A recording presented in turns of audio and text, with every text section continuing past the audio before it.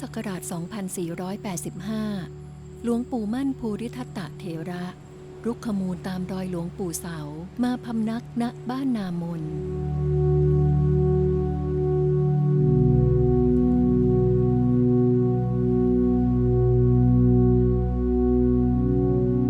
แม้พื้นที่นี้จะอยู่ไม่ไกลจากหมู่บ้าน แต่ยังคงเป็นป่าธรรมชาติ มีพืชพันธุ์ไม้ใหญ่มากมาย เป็นป่ารกชัด เหมาะแก่การทำความเพียร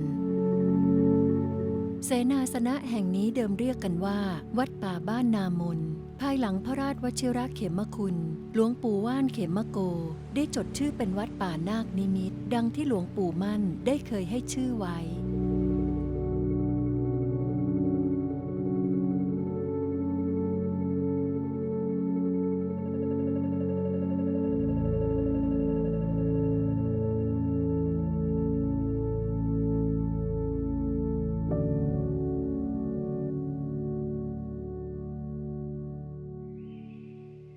ต้นไม้ยางมีต้นใหญ่ๆทั้งหมดเมื่อก่อนนะ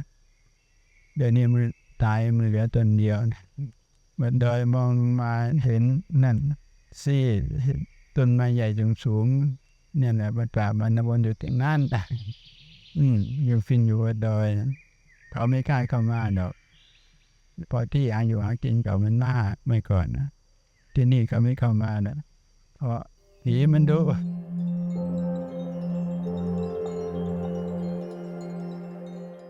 หลวงปู่ว่านกำเนิดและเติบโตที่หมู่บ้านนามนนี้ ท่านมีความทรงจำและได้ทราบเรื่องราวมากมาย เกี่ยวกับความพิเศษของพื้นที่แห่งนี้ ท่านเล่าว่าบริเวณที่ก่อสร้างพระมหาธาตุเจดีย์เป็นบริเวณที่หลวงปู่เสาเคยมาปักกลุดพำนักบำเพ็ญเพียรภาวนา ชาวบ้านเรียกกันว่าห้วยแล้งเนื่องจากเป็นลำห้วยจะมีน้ำเฉพาะในฤดูฝนส่วนฤดูแล้งไม่มีน้ำสมัยตอนเป็นเด็กห้วยแล้งมันเล็กนะท่วมหัวผังมันโอ้ย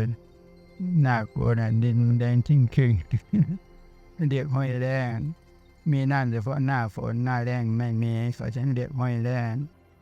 ทางพญานาคอย่างชาวบ้านเขาตอนเขาทำนาลงไปทุ่งแต่เช้าเขาจะไปเห็นทางต้นข้าวมันแยกออกจากกันเป็นทางไฟเขานำดูมันไปทางไหนล่ะเขานำดูมันก็ขึ้นมาป่านี่แหละนี่ก็หายเขาจะเชื่อว่าวัดป่านานิเวศมีน่าจริงเทพมีอยู่ที่ไหนแล้วท่านจะเข้าไปอยู่ที่นั่นของพระเจ้า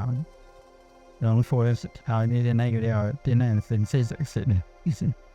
พระเจ้าฟักที่ไหนหลวงปู่มั่นเดินตรงวันที่หลังพักสระตรงนั้นนะเขาว่าเมื่อก่อนเป็นหอปู่ตานะมีหนองควายนอนหลวงปู่มั่นได้ให้ขุดสระให้พญานาคมาเล่นน้ำชาวบ้านเขาก็ได้ขุดแต่หน้าฝนดีมันก็มีน้ำถ้าฝนไม่ดีก็ไม่มีน้ำจากนั้นหลวงปู่มั่นโยมเขาว่าตอนนั้นขุดให้พญานาคมาเล่นหลวงปู่มั่นอยู่ที่ไหนไม่เกี่ยวกับหน้าศพมหาทานหลวงปู่มั่นมักจะเดินธุดงค์จาริกตามเส้นทางที่หลวงปู่เสาเคยธุดงค์จนกระทั่งมาถึงห้วยแล้ง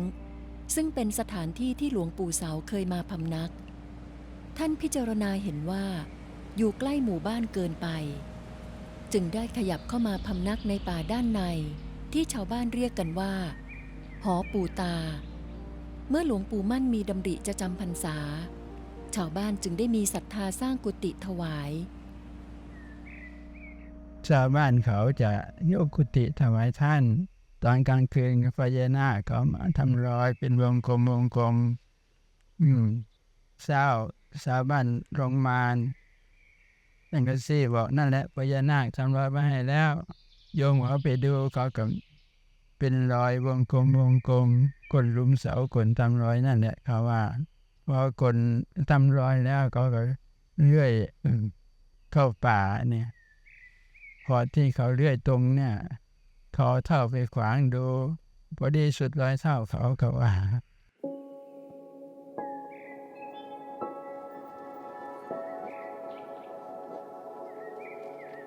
เมื่อหลวงปู่มั่นได้พำนักจำพรรษาณเสนาสนะป่าบ้านนามนแห่งนี้ชาวบ้านแถบนี้จึงได้มีโอกาสได้ทำบุญใส่บาตรหลวงปู่มั่นรวมถึงหลวงปู่ว่านในวัยเยาว์ด้วย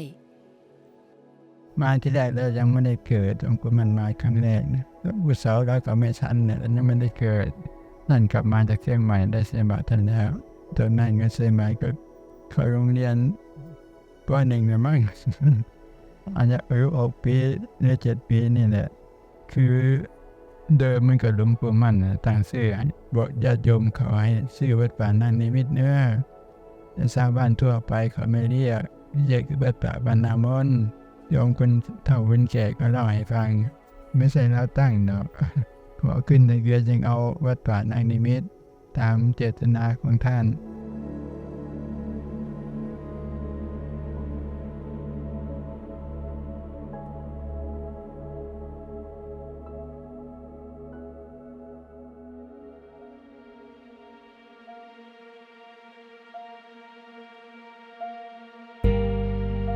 พญานาคมีเรื่องราวปรากฏอยู่ในพระพุทธศาสนามากมายหนึ่งในทศชาติชาดกนั้นชาติที่6คือภูริทัตตชาดกเป็นชาติที่พระองค์ถือกำเนิดเป็นนาคชื่อพระภูริทัตผู้ยิ่งด้วยศีลบารมีรักษาศีลอุโบสถอย่างเคร่งครัดด้วยปรารถนาผลข้างหน้าจะได้เสวยความสมบูรณ์อันเลิศในเทวโลกได้ตั้งสัจจะอธิษฐานว่าหากใครปรารถนาในหนังเอ็นกระดูกหรือเลือดเนื้อของพระองค์ก็ทรงยินดีสละให้จะไม่ยอมเบียดเบียนผู้อื่นแม้ท่านมีฤทธิ์และปัญญามากแต่เมื่อถูกกลั่นแกล้งทรมานแสนสาหัสท่านก็ไม่ยอมผิดศีลอย่างเด็ดขาดท้ายที่สุดก็เพียรรักษาคำสัตย์ได้อย่างสมบูรณ์และได้แสดงธรรมล้างมิจฉาทิฐิของเหล่าพราหมณ์ที่คิดร้ายต่อพระองค์ม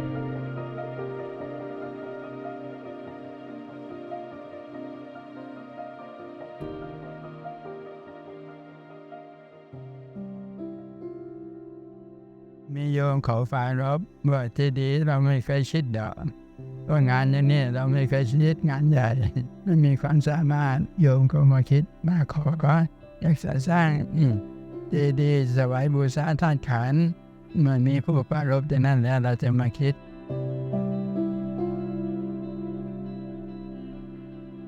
เด่นเป็นกำลังใหญ่ ก็พึ่งคนเด่นนั่นแหละเขามีกำลังเขาช่วยหามาที่เขาช่วยเขาหาได้มาด้วยความบริสุทธิ์สั่งเอาในพุทธศาสนาเนี่ยแหละสั่งบุญนะพุทธเจ้าแต่ละพระองค์สร้างในทำการพุทธศาสนาก็เหมือนกับพวกเราเนี่ยแหละสร้างในสารในศีลเนี่ยแหละทางปฏิบัติเป็นผู้เสียสละเป็นทานก็คือทานกิเลสนะกิเลสลดน้อยลงสายความเกิดของเราก็จะลดน้อยลงกิเลสนั้นหมดสิ้นไปก็สิ้นภพสิ้นชาตินะ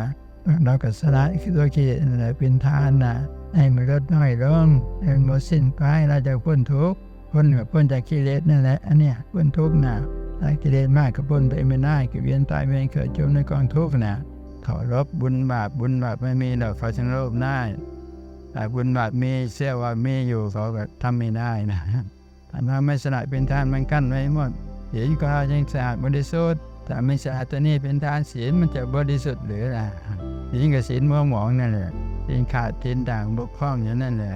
ต้องสละตัวนี้เป็นทานเดี๋ยวมันจะเข้าไปหาทางบุญได้เนี่ย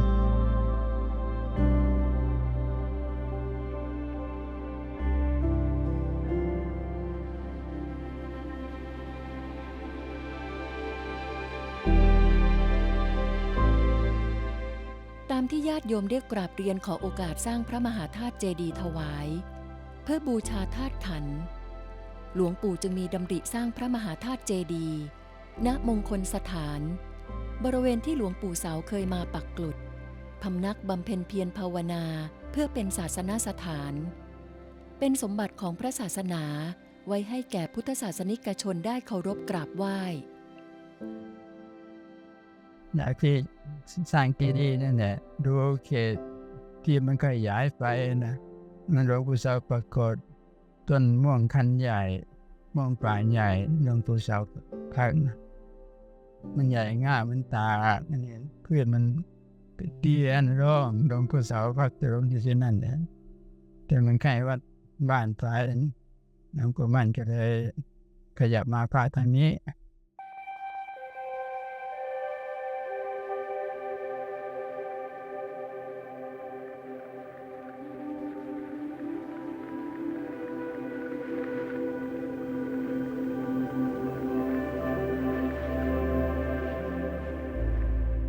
เมื่อครั้งหลวงปู่มั่นมาพำนักที่เสนาสนะป่าบ้านนามน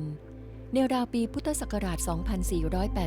2486 ได้มีครูบาอาจารย์ผู้เป็นกำลังสำคัญแห่งกองทัพธรรมพระกรรมฐานอีกหลายรูป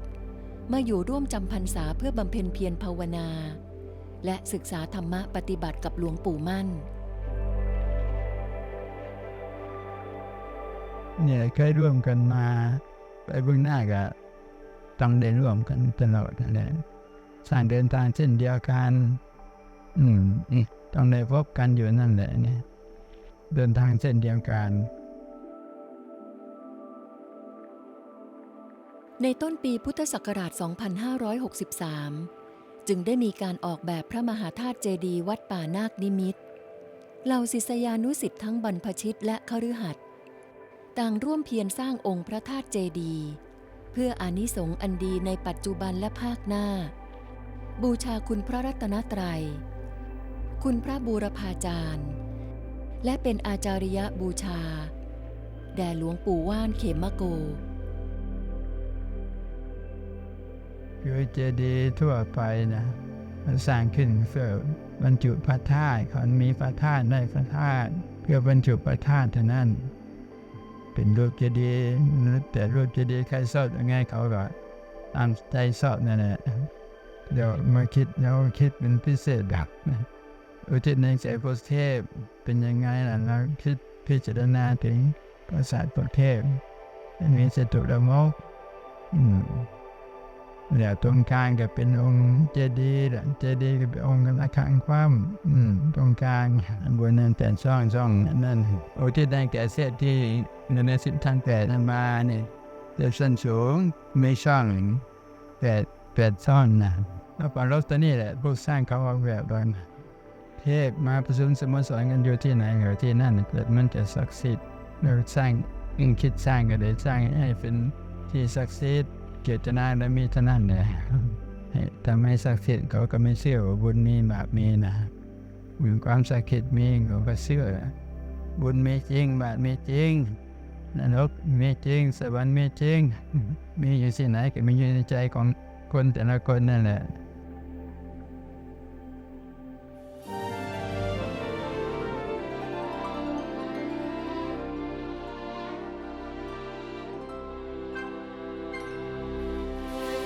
ตามที่องค์หลวงปู่ว่านได้ปรารภลักษณะองค์พระธาตุเจดีย์เป็นดั่งปราสาทอุทิศให้แด่เทพทั่วทุกทิศมีจตุรมุขและช่องอากาศเป็นดั่งโถงประตูที่ถวยเทพเข้ามากราบสักการะพระบรมสารีริกธาตุช่าง10 หมู่จึงได้น้อมนำดำริมาเขียนแบบร่างองค์พระมหาธาตุเจดีย์ซึ่งต่อมา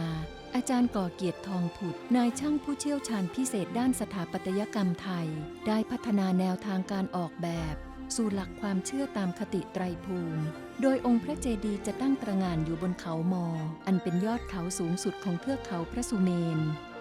ตั้งอยู่กลางสระน้ำเชิงเขามอมีต้นไม้นานาพันธุ์และสัตว์ป่าหิมพานต์นานาชนิดอาศัยอยู่ฉันทุกประเภทปรารถนามาเกิดเป็นมนุษย์ได้ทั้งหมดแล้วก็ปรารถนาอยากถึงพระนิพพานทั้งหมดนะคือช่างเจดีย์และแผ่เมตตาไปทั้งหมดทุกดวงวิญญาณให้เขามาอนุโมทนาเอาไม่ว่าดวงวิญญาณทุกดวงวิญญาณเนี่ยให้มาอนุโมทนาเอาส่วนบุญนะถ้าเขามาอนุโมทนาเอาส่วนบุญเขามีบุญแล้วฝ่ายพ้นจากกรรมของเขาได้มาเกิดเป็นคนอย่างเราเนี่ยถ้าเขามารับเอาส่วนบุญไม่ได้เขาก็ยังไม่ได้มาเกิดเป็นคนอย่างเราเนี่ยนี่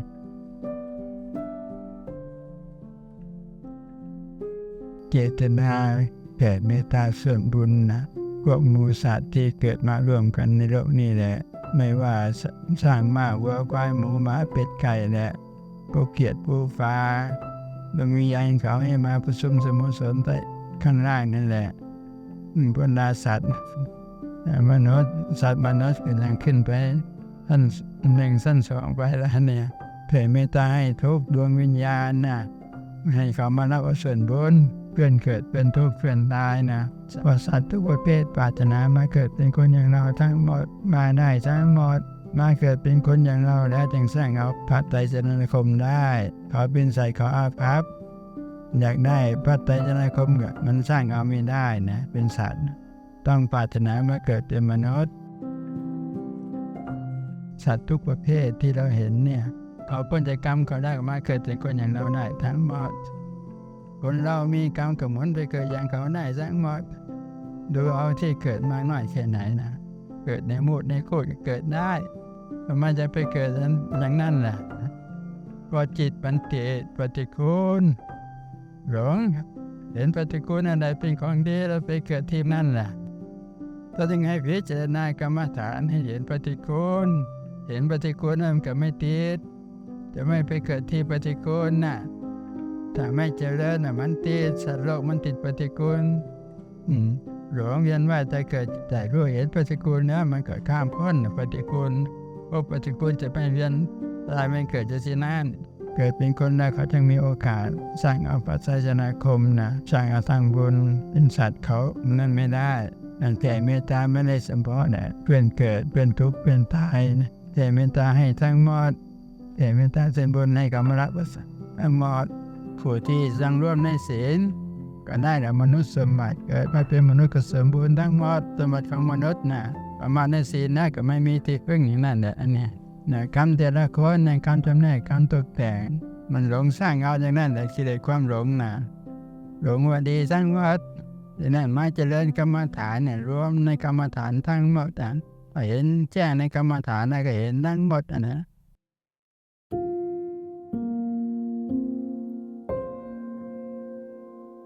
ในวันอาทิตย์ที่ 28 มีนาคม พุทธศักราช 2564 จึงได้มีการวางศิลาฤกษ์พระมหาธาตุเจดีย์วัดป่านาคนิมิตรโดยหลวงปู่ว่านเขมโกมีเจตนารมณ์ให้ขัดตกแต่งอิฐ9 ก้อนทาด้วยสีเงิน4 ก้อนสีทอง5 ก้อนสื่อถึงมรรค4ผล4พระนิพพาน1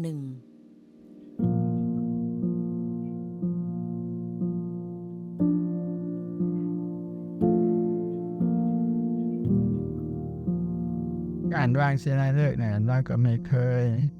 ยวางไม่เคยทำไม่เคยเห็นด้วยแต่เรามาคิดอันนี้วางศิลาฤกษ์ว่ายังไงล่ะคือคิดเองทำเองนั่นแหละว่าคิดว่าจะเอาทรายมาเป็นของวางเป็นของแล้วก้อนอิฐ9 ก้อนคือเจตนากับเพื่อมรรค4ผล4พระนิพพาน1อิฐ9 ก้อนนะอิฐ9 ก้อนนั่นแหละจึงให้เขาขัดตกแต่งนั่นก็เอาปอนเงินปอนทองมาลงนั้นเนี่ยเจตนากับเพื่อสร้างเอามรรค4ผล4พระนิพพาน1เจดีย์เป็นของทุกคนนั่นแหละทุกคนตั้งคำสัตย์อธิษฐานสร้างเอาได้ถ้าอยากได้ปรารถนาอยากได้มรรค4ผล4ตั้งคำสัตย์อธิษฐานสร้างเอาได้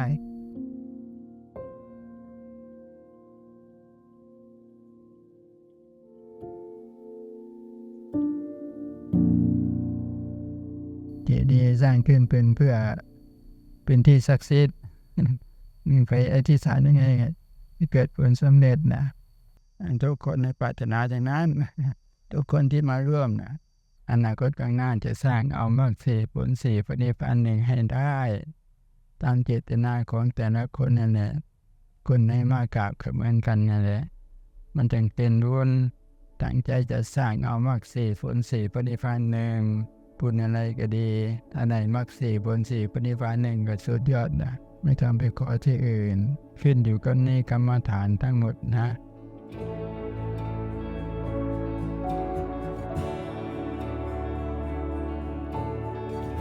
กรรมฐานเป็นฐานรองรับ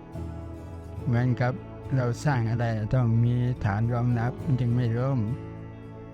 ถ้าไม่มีฐานรองรับสร้างใหญ่โตแค่ไหนก็ดีมันก็ล่มไปหมดนั่นแหละไม่มีความมั่นคงกรรมฐานก็เปรียบเหมือนนั่นแหละคือรู้เห็นกรรมฐานแล้วมันไม่หลงไปตามสมมติมันมีความมั่นคงแล้วเนี่ยแต่จะไม่รู้เห็นกรรมฐานมันก็หลงไปตามสมมติจิตคนเราน่ะเขาโลกเขาสมมติยังไงว่าดีก็หลงไปตามสมมตินั่นหมดแล้วเนี่ยแต่รู้เห็นกรรมฐานแล้วไม่หลงไปตามสมมตินี่แหละหลวงปู่มั่นเนี่ยธรรมะท่านไม่เอาที่อื่นค้นหาเอาที่กายที่จิตของเรานี่แหละในธาตุสี่ขันธ์ห้าของเรานี่แหละท่านไม่ไปหาค้นเอาในตำแบบตำราหนังสืออะไรเดี๋ยวไอ้ค้นเอาภายในนี่แหละอันเนี้ยในธาตุสี่ขันธ์ห้าของเรานี่แหละดูขึ้นดูลงอย่างนั้นเนี่ยเบื้องบนเบื้องขึ้นไปนะเบื้องบนแต่พื้นเท่าขึ้นมาเบื้องต่ำจะไปผมลงไปดูทั้งหมดดูทั้งภายในทางภายนอกนะเนี่ยมันรู้เห็นกรรมฐานก่อนกรรมฐานเป็นยังไงล่ะรู้เห็นแล้วมันก็ไม่หลงตามสมมติเขาได้เนี่ยรู้แจ้งในสมมติถ้ารู้แจ้งในสมมติจิตนั่นน่ะมันสูงแล้วสูงกว่าสามัญชนนะสามัญชนมันหลงตามสมมติจิตพระโสดารู้แจ้งในสมมติไม่หลงไปตามสมมตินะจิตพระโสดานะถ้าไม่เจริญกรรมฐานมันก็หลงยึดติดอยู่ในสมมตินั่นแหละโลกขอสมมติอะไรว่าดีก็หลงติดอยู่นั่นแหละอันเนี้ยแล้วก็หลงเวียนว่ายแต่เกิดจมในกองทุกข์แหละคนหาไฟในธาตุสี่ขันธ์ห้าเนี่ยแหละธรรมะนะหาไกลกับไกลออกไปละเนี่ยน้อมเข้ามาเนี่ยเป็นอะไรกันมิแต่โอ้พระเจ้าน้อมเข้ามาดูภายในของเรานะธาตุเจดีย์กับธาตุสี่ขันธ์ห้าของเราเนี่ยน้อมเข้ามาสร้างธาตุสี่ขันธ์ห้าของเราต้องการให้สวยให้งามแล้วก็สังรวมในศีลนะเนี่ยศีลนั่นแหละจะตกแต่งมันในศีล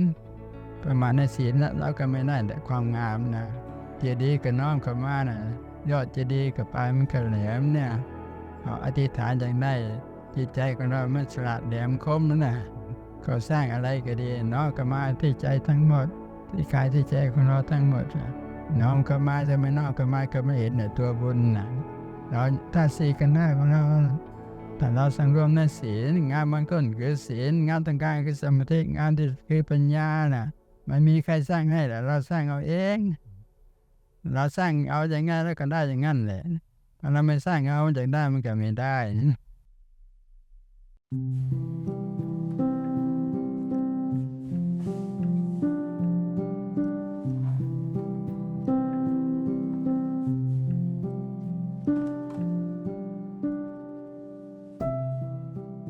เรื่องเจดีย์เราจะมาคิด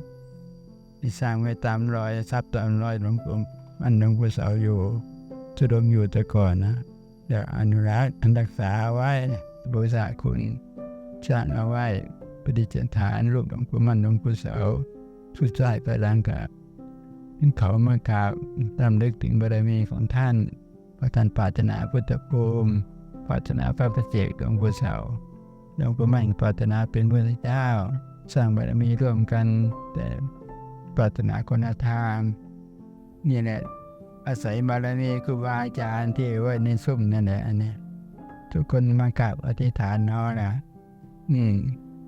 พอหลวงปู่มั่นปรารถนาเป็นพระเจ้าหลวงปู่เสาปรารถนาเป็นพระปัจเจกสร้างบารมีมาท่านรู้เห็นชาติความเกิดแต่อดีตโน้นเคยเกิดที่ไหนบ้างนะรู้เห็นชาติความเกิดแต่อดีตนะข้างเกิดนี้ปิทาความเบื่อหน่ายละอยากพ้นทุกข์ท่านจึงได้ละความปรารถนาขอลดลงมาเป็นสาวกลดลงมาเป็นสาวกอยากพ้นทุกข์ก็พ้นไปได้นั่งไม่ละความปรารถนาตอนสร้างบารมีจนกว่าสำเร็จนั่นแหละอันเนี้ยกว่าจะตัดสู้นั่นแหละด้วยบารมีธรรมที่ท่านทั้งสองได้สั่งสมมายาวนานพระอาจารย์ใหญ่หลวงปู่สาวกันตสีโลและองค์หลวงปู่มั่นภูริทัตโตผู้ทรงธรรมทรงวินัยมีศีลาจริยวัตรอันงดงามจึงเป็นเสาหลักแห่งวงพระกรรมฐานฝ่ายวิปัสสนาธุระผู้นำข้อวัดข้อปฏิบัติและปฏิปทาทางดำเนินเพื่อขัดเกลากิเลสทั้งหลายมุ่งตรงต่อความหลุดพ้นอันเป็นมรดกธรรมที่สืบสานมาจนปัจจุบัน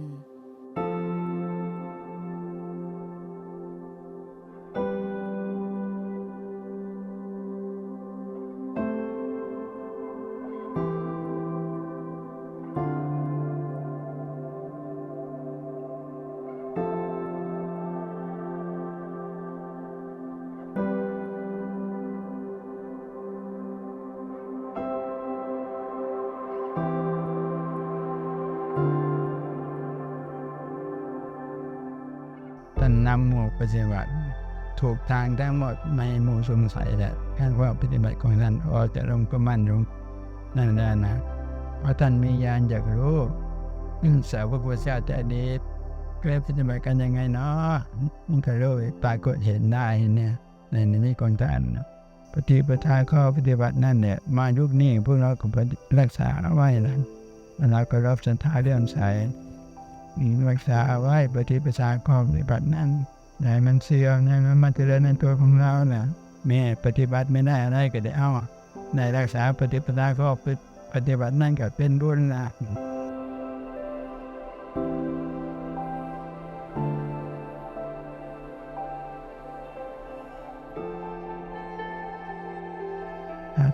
ศาสนาท่านแปลว่าคำสั่งคำสอนเราต้องเคารพคำสั่งคำสอนพระพุทธเจ้าแม่ไม่รู้ต้องเคารพไว้ก่อนนำไปศึกษาให้มันรู้เราจะปฏิเสธไม่ได้คำสั่งคำสอนพระพุทธเจ้าเพราะล้วนมีเหตุมีผลไม่ดีพระเจ้าก็ห้ามผลไม่ดีพระเจ้าก็สอนให้ซ้ำเอาแม่เราไม่รู้เราก็ต้องเคารพผู้รู้เอาผู้รู้เป็นครูเอานักบาตรเป็นครูเนี่ยพระพุทธเจ้าเท่านั้นแหละดูแจ้งว่าธรรมพระเจ้าล้วนมีเหตุมีผลนะผลไม่ดีพระเจ้าก็ห้ามผลไม่ดีพระเจ้าก็สอนให้ซ้ำเอาแต่เราประมาณสอนได้รับผลที่ไม่ดีแต่อันนี้ประมาทในศีลนิบัติที่เราเห็นนี่แหละที่ฝนพิการหูหนวกตาบอดนั่นแหละศีลนิบัติประมาทในศีลทิฏฐิความรู้ความเห็นรูปผิดทำผิดกว่านี้ทิฏฐิก็เกิดวิบัติทิฏฐิภายในโน้นภายในไม่สมบูรณ์นะเนี่ยรวมอรสติกนั่นแหละอันนี้ภายในเนี่ยดูเอาละที่เราเห็นปัจจุบันนั้นเป็นผลมตกรรมทั้งหมดนะเห็นอย่างนั้นได้นะถ้ามองดูจะเห็นอย่างนั้นแล้วเรายังไงล่ะเราจะกลัวหรือไม่กลัวเลยเป็นของคนกลัวหรือของคนกล้านะเราก็ตัดสินเอาเองนะ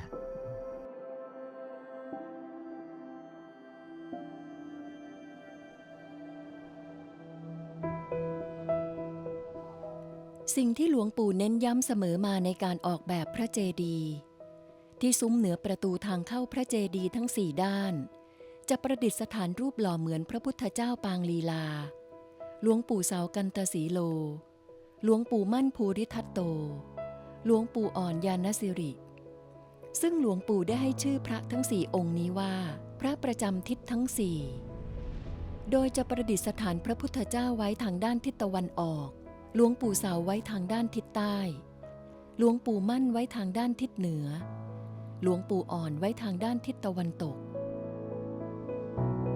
และยังมีรูปปั้นสัตว์หิมพานต์4ตระกูลประกอบด้วยช้างม้าโคสิงห์ประดิษฐานไว้ด้านหน้าทางเข้าทั้ง4ด้านบารมีหลวงปู่เสาปรารถนาพระปัจเจกนะสร้างบารมีร่วมกับหลวงปู่มั่นหลวงปู่มั่นปรารถนาเป็นพระพุทธเจ้าท่านสร้างบารมีมามากหลวงปู่อ่อนก็เป็นผู้มีกำลังมากเนี่ยกำลังหลวงปู่อ่อนเทียบองค์กุฎิมานนะกำลังมากพิเศษองค์เนี่ยไม่มีใครแหละเสมอกำลังวิ่งไล่มาทันไล่วัวไล่ควายนี่กายกำลังมากจริงๆหลวงปู่อ่อนบารมีที่ท่านสะสมมาแต่อดีตชาติด้วยแหละถึงปัจจุบันให้ท่านแผ่เมตตาโปรดมิจฉาทิฏฐิให้กลับเป็นสัมมาทิฏฐิ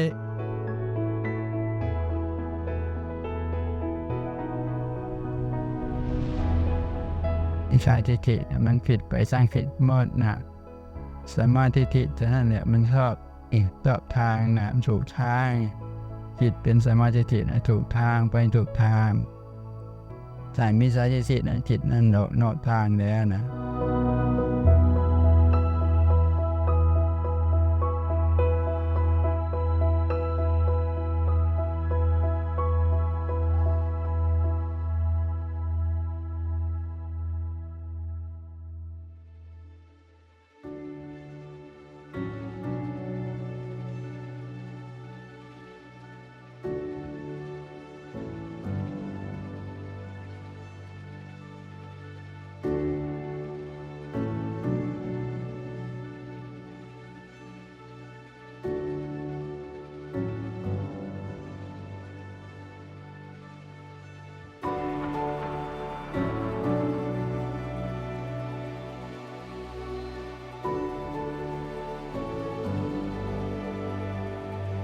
ออกแบบภายในองค์พระเจดีย์มีด้วยกันทั้งหมด3ชั้นชั้นที่1เป็นเรื่องราวเกี่ยวกับพญานาคเนื่องจากวัดป่านาคนิมิตนั้นเกี่ยวข้องกับพญานาคตั้งแต่องค์หลวงปู่มั่นภูริทัตโตได้มาพำนักในช่วงจาริกธุดงค์มาครั้งแรกนิมิตแปลว่าเครื่องหมายนาคนิมิตคือพญานาคมาทำเครื่องหมายเอาไว้นั่นเองชั้นที่2จะเป็นเรื่องราวเกี่ยวกับวัดป่านาคนิมิตและรูปหล่อพระบูรพาจารย์11องค์ประดิษฐานตามซุ้มทั้ง11ซุ้มซึ่งพระบูรพาจารย์ทั้ง11องค์ล้วนเคยมาจำพรรษาณเสนาสนะป่าบ้านนามนหรือวัดป่านาคนิมิตแห่งนี้โดยองค์หลวงปู่ว่านท่านเป็นผู้คัดเลือกเองทั้งหมดเว้นแต่องค์หลวงปู่ว่านเองที่เหล่าศิษยานุศิษย์ได้กราบขอโอกาสองค์หลวงปู่เมตตาให้หล่อรูปเหมือนองค์ท่านเพราะท่านมีคุณูปการต่อวัดป่านาคนิมิตเป็นอันมากทั้งยังเป็นผู้เข้ามารักษาวัดป่านาคนิมิตแห่งนี้เอาไว้ตั้งแต่ยังเป็นเสนาสนะป่าจนได้รับการตั้งวัดโดยสมบูรณ์สืบมาจนปัจจุบันชั้นที่3ประดิษฐานบุษบกอยู่ตรงกลางของชั้นเพื่อบรรจุพระบรมสารีริกธาตุพระอารามตธาตุและอัฐิธาตุของพ่อแม่ครูบาอาจารย์เพื่อให้ญาติธรรมได้มากราบไหว้สักการะบูชาและยังประดิษฐานพระพุทธรูปที่สำคัญอีก8องค์ด้วยกันเมื่อเข้ามาสู่ภายในองค์พระเจดีย์ชั้นแรกรูปหล่อเหมือนองค์หลวงปู่ว่านเขมโกสูง2 เมตรครึ่งจะถูกประดิษฐานตั้งสง่าอยู่ใจกลางองค์พระเจดีย์เป็นศูนย์รวมจิตใจเป็นพลังศรัทธา